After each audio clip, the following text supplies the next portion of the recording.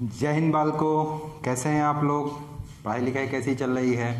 मज़ा आ रहा है। इस समय थोड़ा सा कोरोना पेंडेमिक भी है, आप लोग घरों में भी हैं, साथ में ऑनलाइन एजुकेशन भी चल रही है, तो हम लोग बैठ करके चीज़ों को अब घर में ही सीख रहे हैं। तो इस समय आप लोग थोड़ा सा रिलैक्स भी हैं, लेकिन एक चीज़ है कि एग्ज़ाम तो होने हैं, डेट पर ही होने हैं, इसलिए हमें साथ ही साथ अपने सिलेबस को भी धीरे धीरे क्या करते जाना है, खसकाते जाना है। मैं doctor Amit Kumar Pandey, team new ACNI and Sharda classes में केमिस्ट्री फैकल्टी। तो मैं अपना सिलेबस धीरे धीरे करके क्या करता रहूँगा, आपका बढ़ाता रहूँगा। आपका अगर कोई टॉपिक मिसिंग है, छूटा हुआ है, तो आप जिस भी माध्यम से हमसे जुड़े हुए हैं वहाँ से आप क्वेश्चन पूछ सकते हैं।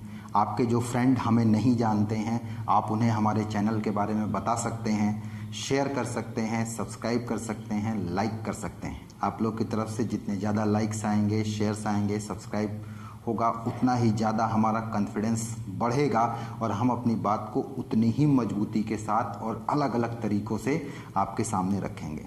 ठीक है, तो उम्मीद करता हूँ कि आप लोग तैयार हो गए होंगे सीखने के लिए। आज का लेक्चर बड़ा ही इम्पोर्टेंट है। आज हम लोग एस ब्लॉक शुरू करने जा रहे हैं, जिसमें कि थ्योरी क्वेश्चंस, साथ में NCERT के सारे point, IIT, NEET, in different 10 years में पूछे गए सारे पॉइंट को हम लोग कवर करने की कोशिश करेंगे।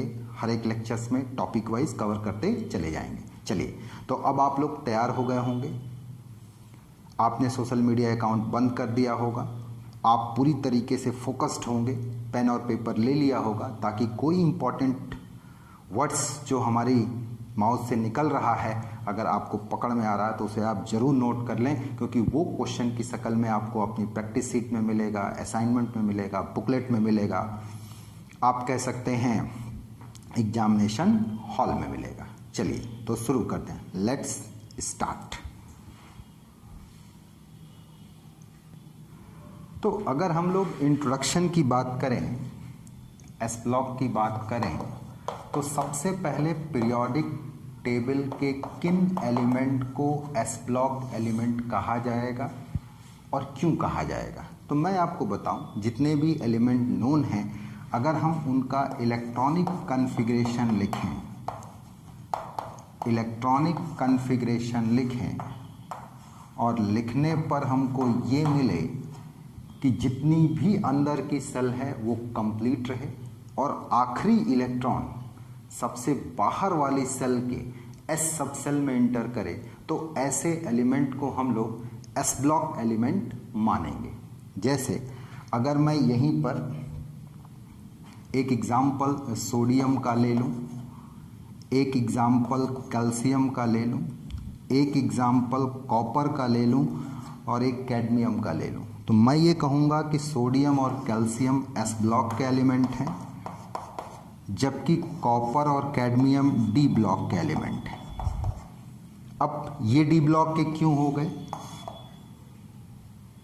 अगर कॉन्फ़िगरेशन देखा जाए तो कॉन्फ़िगरेशन से थोड़ा कन्फ्यूज़न आता है, जिसको हम लोग अभी रिजॉल्व कर लेंगे। सोडियम का एटॉमिक नंबर 11 है और कैल्शियम का 20। अगर इसका कॉन्फ़िगरेशन देखें तो आफ्टर इनर्ट गैस यहाँ पर मिलेगा आपका 3s1, हीलियम नियॉन 10 और एक 11। कैल्शियम का अगर आप देखेंगे तो आपको मिलेगा ऑर्गन का कॉन्फ़िगरेशन और 4s2, यानी आप देख रहे हैं कि s में 1 है, s में 2 है, यानी इलेक्ट्रॉन s में जा रहा है। लेकिन यही अगर आप कॉपर और कैडमियम का देखेंगे तो थोड़ा सा अंतर आएगा और आपको हमारी बात पकड़ में आएगी। Copper 29, cadmium 48।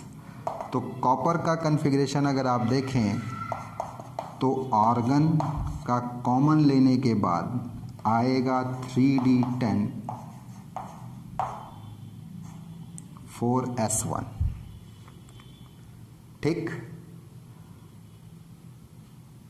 कैडमियम का अगर देखेंगे, क्रिप्टन कॉमन लिया गया, 4d10 और 5s2। तो क्यों कॉपर और कैडमियम s ब्लॉक के नहीं हुए, जबकि इनमें भी तो आखिरी इलेक्ट्रॉन s में मौजूद है? तो मैं वजह बता दूं कि s ब्लॉक होने के लिए सबसे पहली चीज़ कि पेनल्टीमेट सेल का जो कन्फिग्रेशन है वो इनर्ट गैस का होना चाहिए। दूसरी चीज़, जब कन्फिग्रेशन लिखा जाए तो आखिरी इलेक्ट्रॉन s में जाए। चलिए ये बात हम सोडियम और कॉपर दोनों को लेकर के समझते हैं। अगर हम सोडियम का इलेक्ट्रॉनिक कन्फिग्रेशन लिख रहे हैं तो ज़रा ध्यान दीजिएगा, 1s2 2s2 1s2 2s2 2p6 3s1 2 2 4 6 10 1 11। आखिरी इलेक्ट्रॉन वैलेंसी सेल के s सबसेल में इंटर किया, जबकि अंदर की सेल कंप्लीटली भरी हुई है और साथ में कैसा कन्फिग्रेशन है, इनर्ट गैस का कन्फिग्रेशन है, इसलिए ये s ब्लॉक का एलिमेंट हुआ। लेकिन अगर यही मैं कॉपर ले लेता हूँ, एटॉमिक नंबर 29, आप लोग खूब इसको पढ़ते हैं, तो इसका configuration 1s2 2s2 2p6 3s2 3p6 4s1 और 3d10। ध्यान दीजिएगा, आखिरी इलेक्ट्रॉन s में नहीं जा रहा है बल्कि d में जा रहा है। चलेगा? तो इसलिए ये किससे बिलोंग करेगा, डी ब्लॉक से। और साथ ही साथ अगर आप इसका कन्फिग्रेशन देख रहे हैं तो इनर्ट गैस के कन्फिग्रेशन को कॉमन लेने के बाद 3d10 और तब जाकर के वैलेंसी सेल दिखाई पड़ रही है। जबकि s ब्लॉक के एलिमेंट की खासियत ये होगी कि इनर्ट गैस के बाद कुछ नहीं बचेगा, सीधे ही वैलेंसी सेल दिखाई पड़ेगी। यही वजह है कि s ब्लॉक के जो एलिमेंट होते हैं उनमें वेरिएबल ऑक्सीडेशन स्टेट नहीं दिखाई पड़ता, पूरे ग्रुप का एक ही ऑक्सीडेशन स्टेट मिलेगा। एल्कली मेटल है तो +1 मिल गया, एल्कलाइन अर्थ मेटल है तो +2 मिल गया। लेकिन यही चीज़ अगर P और D में जाएंगे आप, तो किसी ग्रुप के कन्फिग्रेशन में आपको पहले D और फिर लास्ट में D और F दोनों पेनल्टीमेट सेल में या कोर सेल में अंदर दिखाई पड़ेंगे, जिसकी वजह से स्किनिंग इफेक्ट जो है वो पुअर हो जाता है, जिस पर इफेक्टिव न्यूक्लियर चार्ज बढ़ता है और दो अलग टाइप की ऑक्सीडेशन स्टेट जाती, जिसे आप इनर्ट पेयर इफेक्ट के रूप में ध्यान रखते हैं कि भाई ऊपर के मेंबर है तो बड़ी ऑक्सीडेशन स्टेट को शो करते हैं, लास्ट मेंबर जो होते हैं लोअर ऑक्सीडेशन स्टेट को शो करते हैं। लेकिन ये झाम आपको कहाँ देखने के लिए नहीं मिलेगा, एस ब्लॉक में देखने के लिए नहीं मिलेगा। चलेगा? बात को अगर हम लोग आगे की तरफ बढ़ाएं, अगर हम इस बात पे क्लियर हो गए कि वो एलिमेंट एस ब्लॉक एलिमेंट कहलाएंगे जिनमें की इलेक्ट्रॉनिक कन्फिग्रेशन में अंदर की सेल पूरी भरी हुई हो और आखिरी इलेक्ट्रॉन सबसे बाहर वाली सेल के एस सबसेल में इंटर करें, तो ऐसे एलिमेंट एस ब्लॉक से बिलोंग करेंगे। अब ये जो एस ब्लॉक है, चूंकि एस सबसेल में या एस ऑर्बिटल में हम लोग 2 इलेक्ट्रॉन मैक्सिमम रख सकते हैं, इसलिए पूरा का पूरा एस ब्लॉक 2 ग्रुप में बढ़ जाता है। एक जिनका जनरल कन्फिग्रेशन NS1 होगा और दूसरा जिनका जनरल कन्फिग्रेशन NS2 होगा। लेकिन एक बात याद रहे कि बाहर वाली सेल का कन्फिग्रेशन NS1 या NS2 हो, लेकिन अंदर वाली जो पेनल्टीमेट सेल है उसके पास इनर्ट गैस का कन्फिग्रेशन आए। अब जिसका NS1 कन्फिग्रेशन होता है वो कहलाते हैं एल्कली मेटल। क्या कहलाते हैं? Alkali metal. और जिनका NS2 कन्फिग्रेशन होता है वो कहलाते हैं एल्कलाइन अर्थ मेटल। यहाँ ये बात बड़ी महत्वपूर्ण है कि पूरे ग्रुप में एक शब्द मेटल जुड़ रहा है, यानी इस ग्रुप के सारे मेंबर क्या होंगे? आपके मेटल होंगे। अब अगर मैं एल्कली मेटल की बात करूं तो सबसे पहला मेंबर जो इसमें दिखाई पड़ता है, पहले पीरियड में कोई नहीं, हाइड्रोजन की बात करते हैं तो वो प्रॉपर्टीज वाइज कई ग्रुप का मेंबर है। एल्कली मेटल का भी मेंबर है, हैलोजन का भी है, डी ब्लॉक के भी ग्रुप का है। बाद में उसको इस डिस्प्यूट से हटा करके पीरियोडिक टेबल में एक अलग स्थान ही दे दिया गया, इसलिए इसको तो मानते ही नहीं। शुरुआत होती ही है लिथियम से। Lithium, sodium, potassium, rubidium, caesium, और फ्रेंशियम। चलेगा। सेकेंड पीरियड में से शुरुआत होती है इस ग्रुप की, लिथियम, और 7वें पीरियड में इस ग्रुप का आखिरी रेडियो एक्टिव मेंबर पाया जाता है, वो है फ्रेंशियम। याद रहे, लिथियम से लेकर के रुबिडियम तक सभी मेंबर रूम टेम्परेचर पर सॉलिड स्टेट में होते हैं, लेकिन सीजियम और फ्रेंशियम इसी रूम टेम्परेचर पर, ध्यान रहे, लिक्विड स्टेट में होते हैं।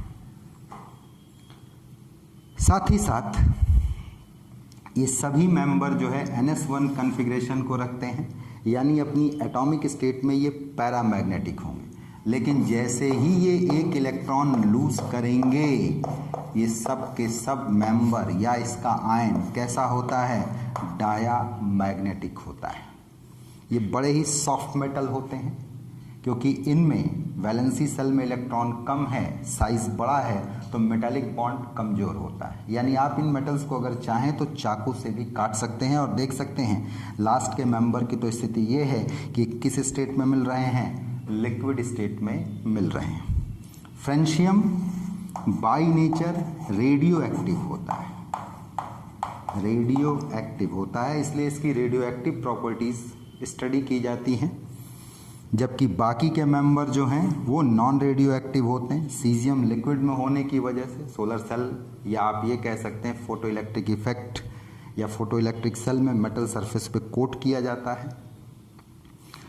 इसके अलावा अब अगर आप एल्कलाइन अर्थ मेटल में आए तो इनके वैलेंसी सेल के इलेक्ट्रॉन बढ़ जाते हैं, साइज इनका छोटा हो जाता है, तो मेटेलिक बॉन्ड स्ट्रेंथ बढ़ जाती है, जिसका नतीजा ये होता है कि alkaline earth metal alkali metal की तुलना में थोड़े से हार्ड होते हैं। अब आप इनको चाकू से नहीं काट सकते, इसमें थोड़ी सी हार्डनेस आ जाती है। यहाँ पर भी फर्स्ट पीरियड में कोई एलिमेंट नहीं होता है, शुरुआत ही होती है सेकेंड पीरियड से। यहाँ मिलेगा बेरिलियम, थर्ड पीरियड में मैग्नीशियम, कैल्शियम, स्ट्रांसियम, बेरियम, और फिर लास्ट में क्या मिलेगा, रेडियम, जो कि रेडियो एक्टिव होता है। इनमें चूंकि मेटेलिक बॉन्ड स्ट्रांग होता है, इसलिए ये सारे के सारे मेटल सॉलिड स्टेट में होते हैं, ये सब के सब सॉलिड स्टेट में होते हैं। इनमें आपको ये ध्यान रखना होता है कि एल्कली और एल्कलाइन अर्थ मेटल दोनों ही के जो पहले मेंबर हैं, जैसे यहाँ पे पहला मेंबर लिथियम, यहाँ पे पहला मेंबर बेरिलियम, ये दोनों ही एबनॉर्मल बिहेवियर शो करते हैं ग्रुप के बाकी मेंबर्स। लिथियम भी शो करेगा, बेरिलियम भी शो करेगा, और इसकी वजहें जो हैं वो करीब करीब कॉमन है। सबसे पहली वजह तो ये है कि दोनों ही अपने ग्रुप में सबसे छोटे होते हैं। दूसरी वजह यह है कि दोनों सेकंड पीरियड के होने की वजह से दो ही सेल रखते हैं, और सेकंड सेल में इनके पास डी ऑर्बिटल नहीं होता, यानी ये अपनी वैलेंसी को एक्सपेंड नहीं कर सकते। तीसरी चीज़, ये डायगोनल रिलेशनशिप शो करते हैं अपने जस्ट सिचुएटेड जो थर्ड पीरियड के मेंबर हैं अगले ग्रुप के। जैसे लिथियम डायगोनल रिलेशनशिप शो करेगा मैग्नीशियम के साथ, और बेरिलियम डायगोनल रिलेशनशिप शो करता है एल्यूमिनियम के साथ। ये डायगोनल रिलेशनशिप इसलिए होती है कि इनकी आयनिक स्टेट में इनका चार्ज बटे साइज का जो रेशियो होता है वो करीब करीब सिमिलर होता है, आयनिक पोटेंशियल सिमिलर होता है, इसलिए इनकी प्रॉपर्टीज़ में भी सिमिलरिटी देखने को मिल जाती है। इसी सिमिलरिटी को हम किसके नाम से जानते हैं, डायगोनल रिलेशनशिप के नाम से जानते हैं। इसके बाद चूंकि इसके पास डी एटॉमिक ऑर्बिटल नहीं है, वैलेंसी को नहीं एक्सपेंड कर सकते हैं, यानी इनमें कोऑर्डिनेशन नंबर 4 चलेगा। 4 से ज़्यादा का कोऑर्डिनेशन नंबर का कंपाउंड ये नहीं शो कर पाएंगे। इसके बाद चूंकि इनका साइज छोटा होता है, तो ये दोनों ही जब बड़े एनायन के संपर्क में आते हैं तो उसे पोलराइज कर देते हैं, और पोलराइज करके उसके आयनिक बॉन्ड में कौन सा कैरेक्टर रखेंगे, आपका कोवैलेंट कैरेक्टर रखते हैं। साथ ही साथ अगर ये कोई कंपाउंड बना रहे हैं जिसमें कि हाइब्रिडाइजेशन आ रहा है, तो वो D hybridization D atomic orbital को इन्वॉल्व नहीं करेगा। sp sp2 sp3 टाइप का ही हाइब्रिडाइजेशन अगर दिखेगा तो वो भी कहाँ पर, जहाँ की कोवैलेंट कैरेक्टर क्या है आपका मौजूद है। चलेगा। तो ये ग्रुप के जो पहले मेंबर हैं, चाहे वो एल्कली मेटल हो या एल्कलाइन अर्थ मेटल हो, ये एबनॉर्मल प्रॉपर्टीज शो करते हैं ग्रुप के बाकी मेंबर से। और इसका रीज़न छोटा साइज का होना, आयोनाइजेशन एनर्जी का ज़्यादा होना, इलेक्ट्रोनिगेटिविटी का ग्रुप मेंबर से ज़्यादा होना, डायगोनल रिलेशनशिप का शो करना, पोलराइजिंग पावर होने की वजह से कोवेलेंट कैरेक्टर का आना, ये सारी चीज़ें इनको मिल करके अपने ग्रुप से डिफरेंट बना देती हैं। चलेगा, बात को और आगे बढ़ाते हैं। बात को अगर आगे की तरफ बढ़ाएं तो यहाँ एक बात ये आती है कि एल्कली मेटल को एल्कली मेटल क्यों कहा जाता है। इसका रीज़न है कि जब इन मेटल्स को हम वाटर में डिप करते हैं तो ये करस्पॉन्डिंग मेटल हाइड्रोक्साइड बनाते हैं और साथ में हाइड्रोजन गैस देते हैं। ये जो मेटल हाइड्रोक्साइड सॉल्यूशन होता है ये अल्कलाइन होता है, इस वजह से इन मेटल्स को एल्कली मेटल कहा जाता है। बड़े तगड़े बेस बनाते हैं और जैसे जैसे ग्रुप में हम ऊपर से नीचे आएंगे पर्टिकुलर मेटल्स को लेते हुए तो बेसिक स्ट्रेंथ क्या करती जाएगी, आपका बढ़ती चली जाती है। फिर सवाल आता है कि एल्कलाइन अर्थ मेटल को एल्कलाइन अर्थ मेटल क्यों कहा जाता है। तो इसका रीज़न है कि इस ग्रुप के जो मेटल्स होते हैं वो ऑक्साइड की शक्ल में पाए जाते हैं, ऑक्साइड की शक्ल में अर्थ क्रस्ट पर पाए जाते हैं, इसलिए नाम पड़ता है एल्कलाइन अर्थ मेटल। और एल्कलाइन शब्द कहाँ से आया, जब इन मेटल ऑक्साइड को हम वाटर में डिप करते हैं तो ये करस्पॉन्डिंग हाइड्रोक्साइड बनाते हैं जो कि बड़े तगड़े बेस होते हैं। इन हाइड्रोक्साइड का बेसिक स्ट्रेंथ ग्रुप में ऊपर से नीचे आने पर बढ़ता है। तो चूंकि ऑक्साइड की शक्ल में अर्थ क्रस्ट पे पाए जाते हैं और इनके हाइड्रोक्साइड बड़े बेसिक होते हैं, इसलिए इनका नाम पड़ गया एल्कलाइन अर्थ मेटल। नाउ अगर मैं एल्कली मेटल में बात कर लूँ फ्रेंशियम की, तो फ्रेंशियम रेडियो एक्टिव होता है, इसकी हाफ लाइफ बड़ी कम होती है और आपकी एनसीईआरटी में ये हाफ लाइफ 21 मिनट लिखा हुआ है।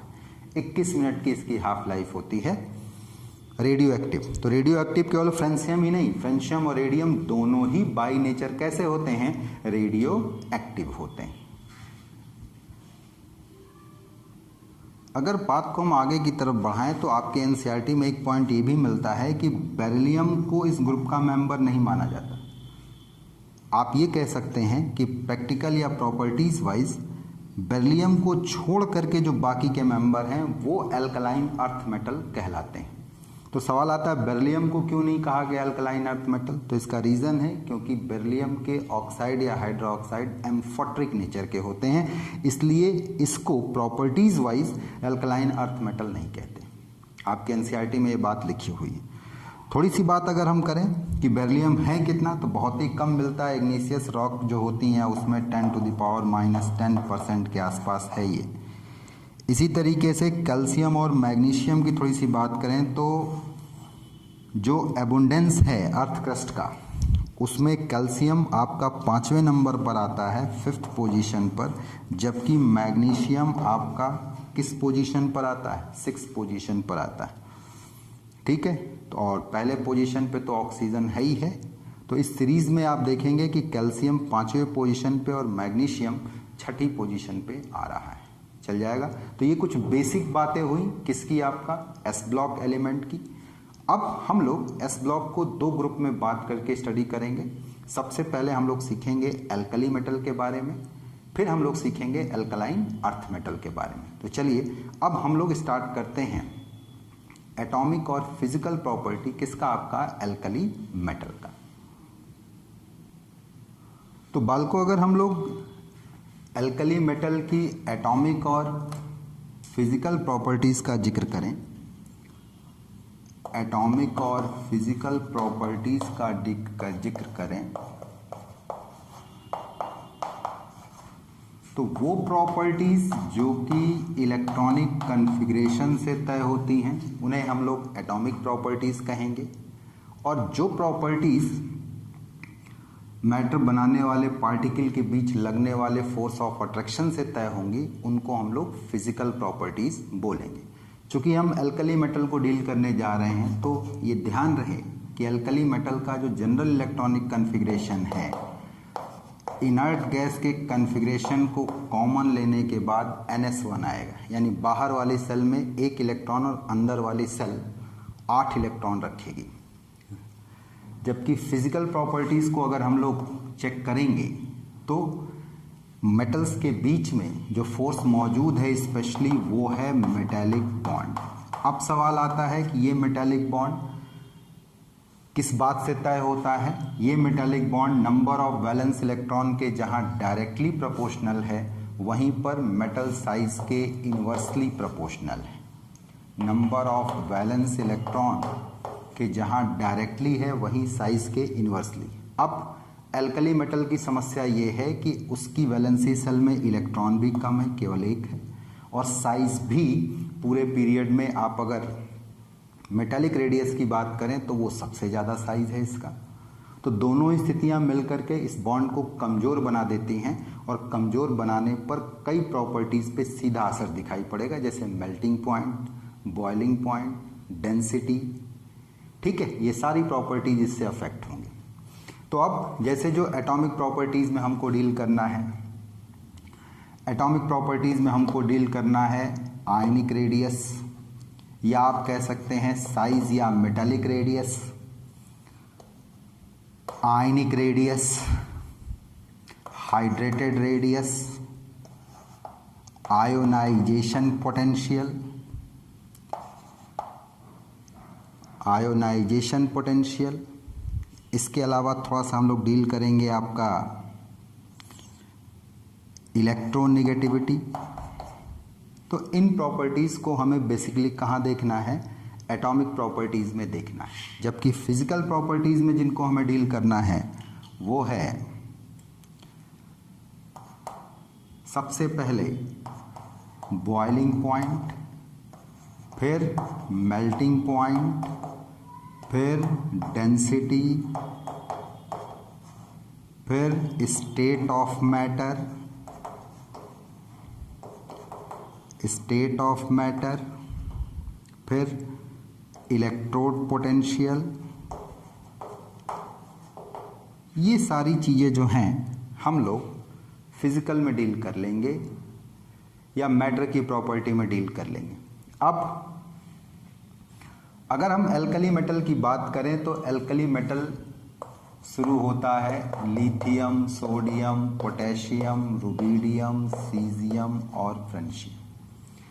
इसमें हम जानते हैं कि फ्रेंशियम रेडियो एक्टिव है, अनस्टेबल है। अब 21 मिनट की हाफ लाइफ है तो कितना देर ये टिकेगा? तो मेनली बात होगी लिथियम से लेकर के सीजियम तक। अब चूंकि आप ग्रुप में ऊपर से नीचे आएंगे तो नंबर ऑफ सेल्स बढ़ेंगी, साथ ही साथ जो इफेक्टिव न्यूक्लियर चार्ज है लिथियम को छोड़ के बाकी सभी के लिए कांस्टेंट रहेगा।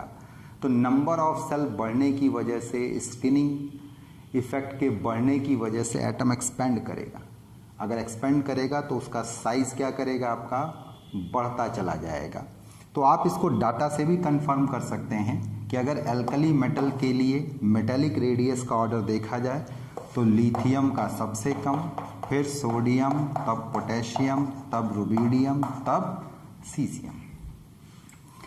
इसी तरीके से अगर हम आयनिक रेडियस की बात कर लें तो ये सभी के सभी मोनोवेलेंट कैटायन बनाते हैं M+1 टाइप का।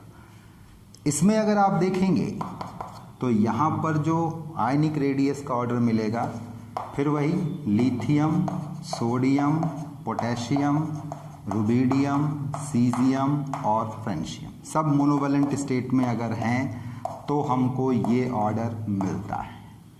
हाँ, एक चीज़ ज़रूर है कि आप अगर NCERT का डाटा देखेंगे तो सीजियम और फ्रेंशियम के साइज़ में केवल 1 पिकोमीटर का अंतर दिखाया गया, फिर भी फ्रेंशियम का साइज़ सीजियम से बड़ा दिखाया गया। तो साइज़ में इतना कम डिफरेंस, जबकि एक सेल बढ़ रही है।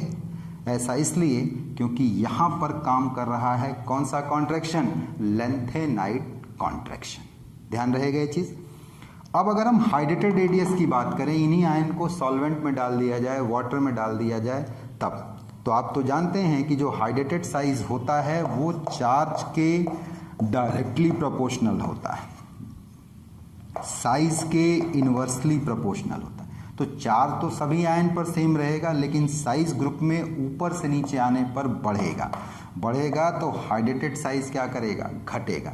यानी सबसे बड़ा हाइड्रेटेड साइज हमको लिथियम आयन का दिखाई पड़ेगा, जबकि सबसे छोटा जो साइज होगा, हाइड्रेटेड साइज जो होगा, वो सीजियम आयन का दिखाई पड़ेगा। इसी में एक टर्म आता है आयनिक मोबिलिटी या speed of ion in solution. तो जो आयन जितने बड़े साइज का होगा उसकी आयनिक मोबिलिटी उतनी कम होगी, उस आयन की सॉल्यूशन में स्पीड उतनी कम होगी, और जिस आयन का साइज, हाइड्रेटेड साइज जितना छोटा होगा उसकी सॉल्यूशन में स्पीड उतनी ज़्यादा होगी, आयनिक मोबिलिटी उतनी ज़्यादा होगी। तो अगर मैं यहाँ पर एक आयनिक मोबिलिटी का ऑर्डर बना दूँ, ध्यान दीजिएगा, आयनिक मोबिलिटी चूँकि पूछा भी गया है ये, अगर हम इसका ऑर्डर बना दें तो सबसे कम लिथियम आयन का स्पीड होगा, आयनिक मोबिलिटी होगा, जबकि सबसे ज़्यादा सीजियम आयन का होगा। क्यों? क्योंकि सीजियम आयन का साइज, सबसे हाइड्रेटेड साइज सबसे छोटा है, तो इसकी स्पीड सबसे ज़्यादा है। अब हम दूसरी प्रॉपर्टी पर आए, आयोनाइजेशन पोटेंशियल की बात कर लें। तो बालको, आपको मैं बताऊं कि पूरे पीरियड में अगर सबसे कम आयोनाइजेशन पोटेंशियल देखने को मिलता है तो वो एल्कली मेटल का देखने को मिलता है। इसका रीज़न ये है कि इनका इफेक्टिव न्यूक्लियर चार्ज कम है और साइज क्या है आपका, बड़ा है। पर एक बात ध्यान रखना, जहाँ इनका पहला आयोनाइजेशन पोटेंशियल पूरे पीरियड में सबसे कम है, वहीं इनका दूसरा आयोनाइजेशन पोटेंशियल पूरे पीरियड में सबसे ज़्यादा होगा। क्यों? क्योंकि एक इलेक्ट्रॉन निकलने के बाद दूसरा इलेक्ट्रॉन आप इनर्ट गैस से निकालोगे, और जब कभी भी आप इलेक्ट्रॉन एक स्टेबल कन्फिग्रेशन से निकालते हैं तो उस समय आपको बहुत एनर्जी खर्च करनी पड़ती है। इसलिए सेकेंड आयोनाइजेशन पीरियड में एल्कली मेटल का सबसे ज़्यादा होगा। अब अगर हम ग्रुप में बात कर लें तो ग्रुप में ऊपर से नीचे आप आएंगे तो साइज क्या करेगा आपका, बढ़ेगा तो आयोनाइजेशन एनर्जी क्या करेगा, घटेगा। यानी सबसे ज़्यादा आयोनाइजेशन एनर्जी लिथियम का, फिर सोडियम का, तब पोटेशियम का, फिर रुबिडियम का, फिर सीजियम का, से भी कम किसका होना चाहिए, फ्रेंशियम का। लेकिन एनसीईआरटी में डाटा ये दिया हुआ है कि फ्रेंशियम का आयोनाइजेशन पोटेंशियल सीजियम से ज़्यादा है, और इसके ज़्यादा होने का पीछे रीज़न वही है, ड्यू टू कौन सा कॉन्ट्रैक्शन, लेंथेनाइट कॉन्ट्रैक्शन, जिसकी वजह से साइज लगभग बराबर हुआ था ये। लेकिन अब आयोनाइजेशन एनर्जी के मामले में फ्रेंशियम का आयोनाइजेशन एनर्जी सीजियम से क्या होगा आपका, ज़्यादा आएगा। बोलो भाई, यहां तक की बात पकड़ में आई कि नहीं? पकड़ में आया?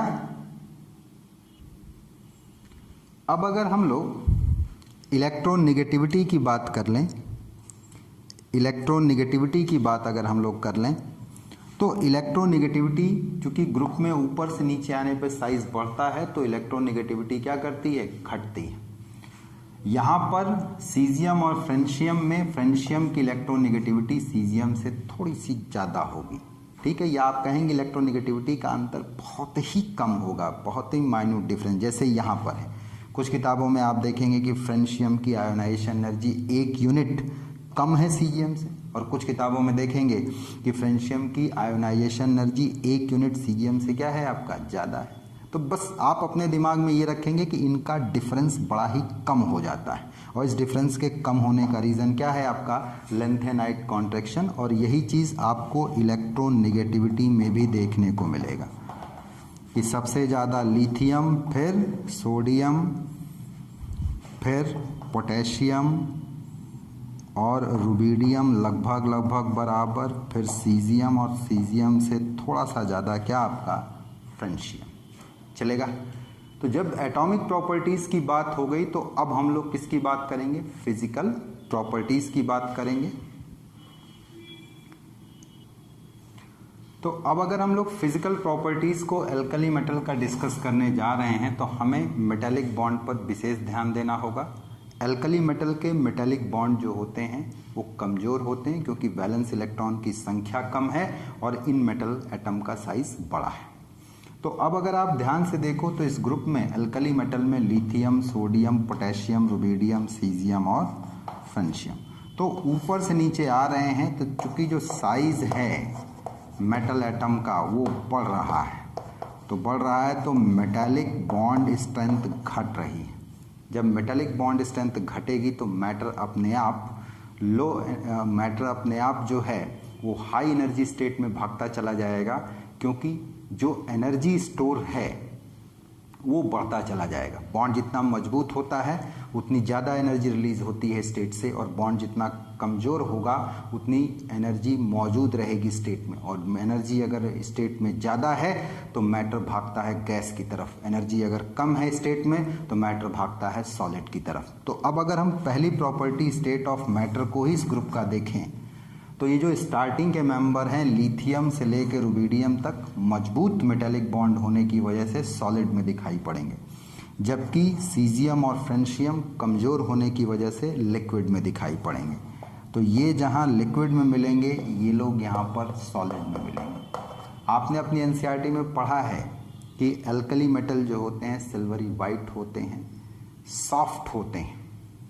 तो उसका रीज़न यही है कि इनमें मेटेलिक बॉन्ड स्ट्रेंथ बेहद कमज़ोर होती है। चलेगा।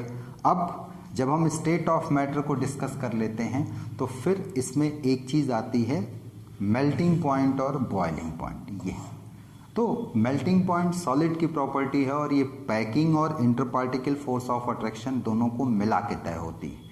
अगर इंटरपार्टिकल फोर्स ऑफ अट्रैक्शन ज़्यादा है तो मेल्टिंग पॉइंट ज़्यादा होगा। तो आप देख ही रहे हैं कि मेटेलिक बॉन्ड कमज़ोर है, तो मेल्टिंग पॉइंट अगर आपका ये मेटेलिक बॉन्ड कमज़ोर है तो ऑब्वियस सी बात है कि मेल्टिंग पॉइंट भी कम होगा। और चूंकि ग्रुप में आप ऊपर से नीचे आ रहे हैं तो ये बॉन्ड स्ट्रेंथ कमज़ोर रही तो मेल्टिंग पॉइंट भी लगातार घटता चला जाएगा।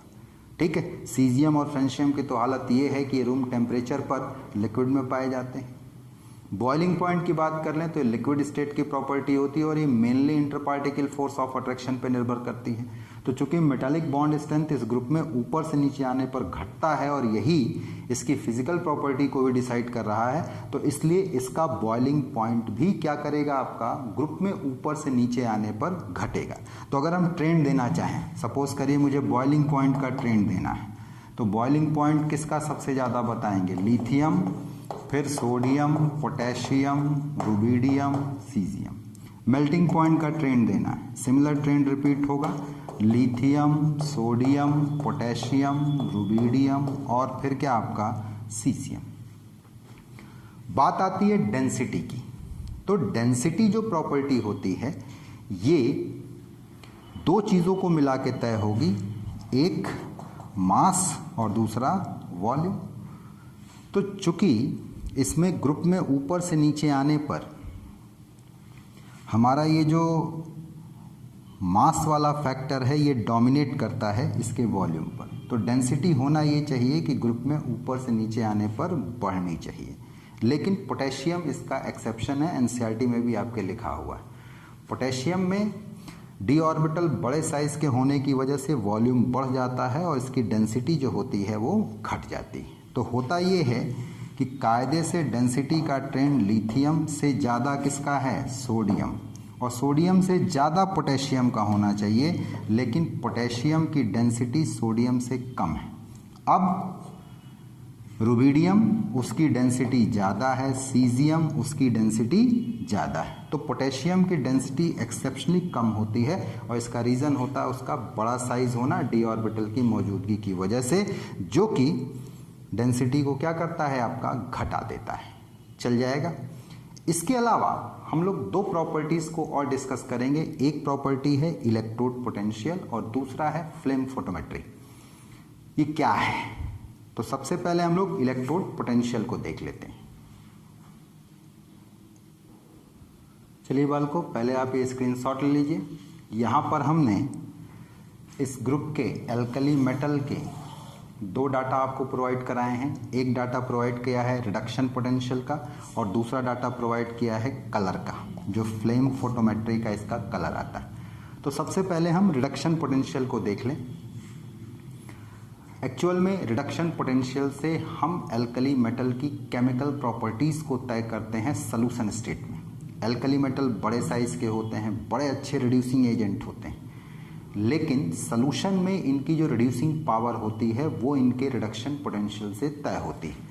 तो मैं आपको बता दूं, जो ऑक्सीडेशन की रिएक्शन है, जो रिड्यूसिंग पावर है, जो इनकी रिएक्टिविटी है सॉल्यूशन में, रिएक्टिविटी इन एक्वस सॉल्यूशन, पकड़ रहे हैं, ये सारी की सारी बातें इनवर्सली प्रोपोर्शनल है स्टैंडर्ड रिडक्शन पोटेंशियल की।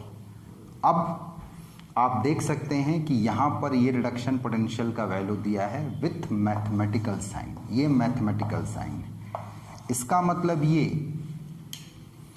कि जो वैल्यू माइनस में जितनी बड़ी है वास्तव में वो उतनी ही छोटी है। कहने का मतलब लिथियम के केस में ये वैल्यू सबसे छोटी है पूरे ग्रुप मेंबर में।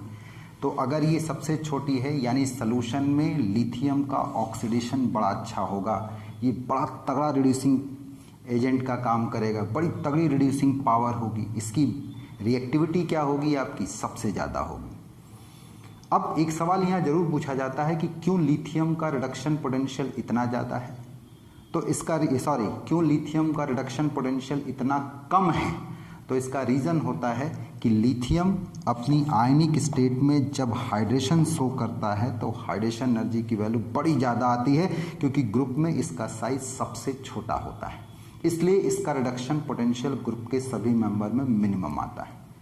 सवाल करते समय आप एक बात जरूर ध्यान ले लीजिएगा कि एल्कली मेटल की रिएक्टिविटी एयर में पूछी जा रही है कि सॉल्यूशन में पूछी जा रही है, किसी केमिकल रिएक्शन में पूछी जा रही है, खासतौर से जो सॉल्यूशन स्टेट में हो रही है।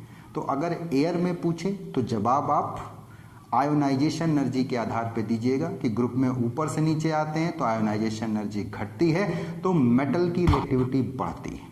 लेकिन अगर सॉल्यूशन में पूछे ये ऑर्डर तो सतर्क हो जाइएगा, अब जवाब रिडक्शन पोटेंशियल के हिसाब से आएगा, जिसका रिडक्शन पोटेंशियल सबसे कम उसकी रिएक्टिविटी सबसे ज़्यादा। तो अगर हम लोग सॉल्यूशन स्टेट में रिएक्टिविटी का ऑर्डर डिमांड करें, याद रहे रिएक्टिविटी ऑफ एल्कली मेटल और रिड्यूसिंग पावर